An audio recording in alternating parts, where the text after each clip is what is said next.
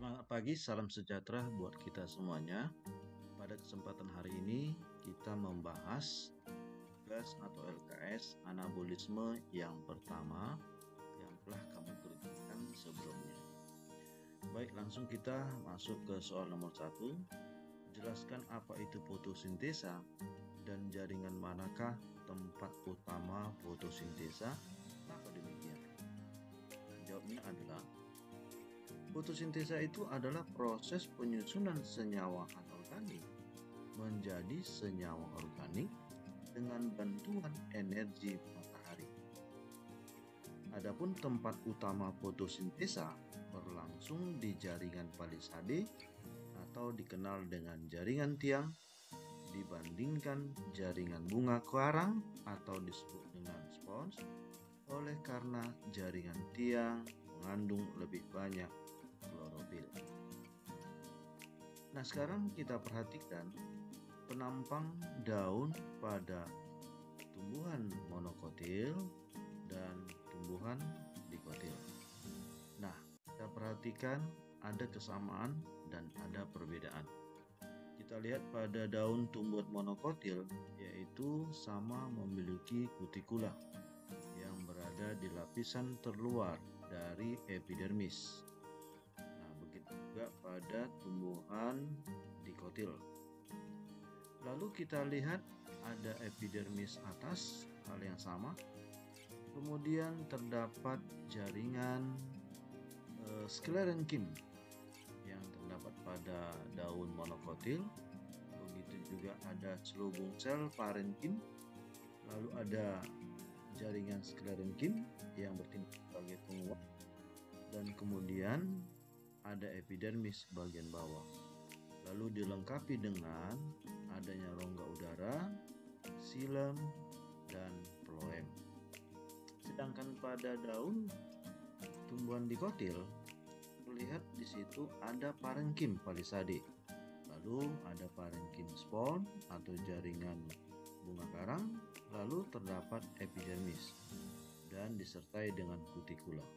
Nah, yang menjadi perbedaan bahwa daun tumbuhan monokotil tidak dijumpai parenkim palisade atau jaringan tiang. Sedangkan pada tumbuhan dikotil memiliki parenkim palisade dan parenkim spon.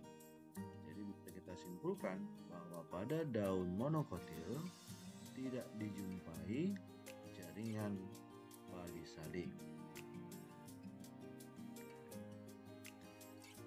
Nomor 2, jelaskan perbedaan grana dan stroma pada kloroplas.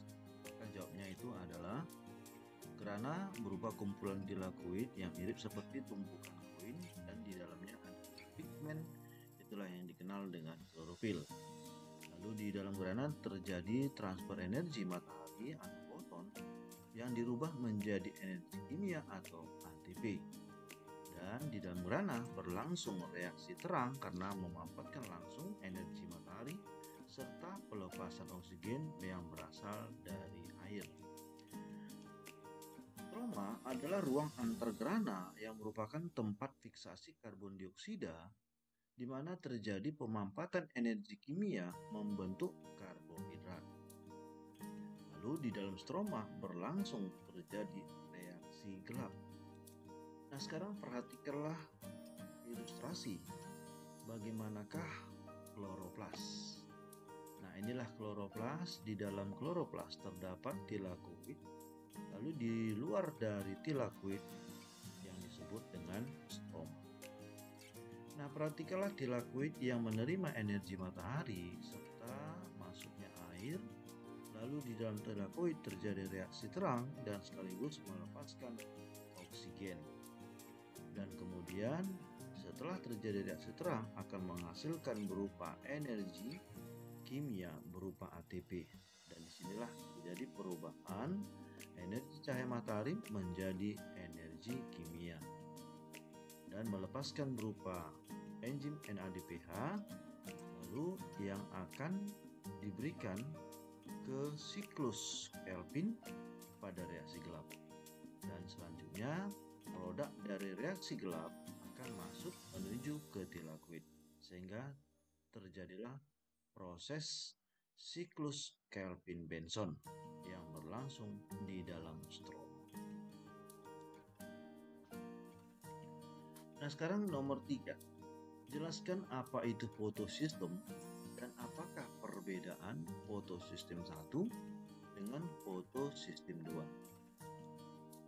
Jawabnya adalah fotosistem ini merupakan struktur yang dibangun oleh klorofil sebagai pusat reaksi bersama dengan pigmen lainnya sebagai antena penangkap cahaya dan juga protein. Fotosistem terletak pada membran filamentid pada kloroplas dengan catatan bahwa sel prokariota memiliki satu fotosistem, sedangkan sel eukariota atau sel yang sudah memiliki membran inti memiliki 2 fotosistem. Itulah yang disebut dengan fotosistem 1 dan fotosistem 2. Fotosistem ada 2 macam. Yang pertama fotosistem 1. Fotosistem 1 itu mengandung pigmen klorofil A dan klorofil B dengan perbandingan 12:1, yang artinya klorofil A lebih banyak dibandingkan klorofil B. Fotosistem 1 ini memiliki panjang gelombang cahaya yang mampu ditangkap oleh fotosistem 1 adalah 700 nanometer atau disingkat dengan P700. Fotosistem 2 di mana mengandung klorofil A dan klorofil B dengan perbandingan 1:2. Panjang gelombang cahaya yang mampu ditangkap oleh fotosistem ini adalah 680 nanometer atau disingkat dengan P680.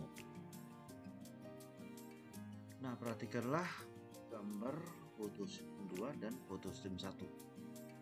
Di mana fotosistem 1 yang menerima energi matahari, lalu akan terjadi proses transfer elektron yang dilakukan oleh fotosistem P680.